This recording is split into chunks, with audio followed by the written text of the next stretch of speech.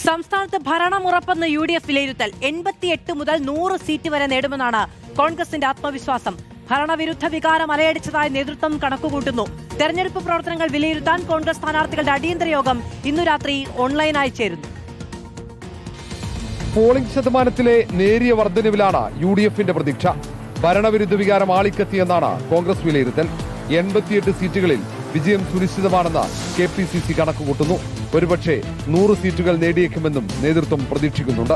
100 seat തന്നെ ഞങ്ങൾ പറഞ്ഞിട്ടുള്ളത്, അത് കൃത്യമായിട്ടും കിട്ടും. V are very confident. 5 ജില്ലകളിൽ UDF തൂത്തുവാരുമെന്നാണ് പ്രതിപക്ഷ നേതാവ് VD സതീശന്റെ അവകാശവാദം. എറണാകുളം ജില്ലയിലും മലപ്പുറം ജില്ലയിലും പിന്നെ ഇടുക്കി, പത്തനംതിട്ട ഈ 4 ജില്ലകളിലും വയനാട് ഉണ്ടാവും 43 സീറ്റ്. 5 ജില്ലകളിൽ ക്ലീൻ സീറ്റ്.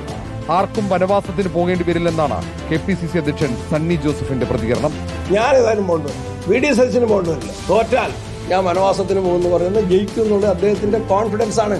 UDFന് അനുകൂലമായി മുസ്ലിം വോട്ടുകളുടെ ഏകോപനം ഉണ്ടായതായും കോൺഗ്രസ് വിലയിരുത്തുന്നുണ്ട്. അതിനിടയിൽ തെരഞ്ഞെടുപ്പ് അവലോകനത്തിനായി ഇന്ന് രാത്രി സ്ഥാനാർത്ഥികളുടെ അടിയന്തര യോഗം വിളിച്ചിരിക്കുകയാണ് KPCC. റിപ്പോർട്ടർ, തിരുവനന്തപുരം.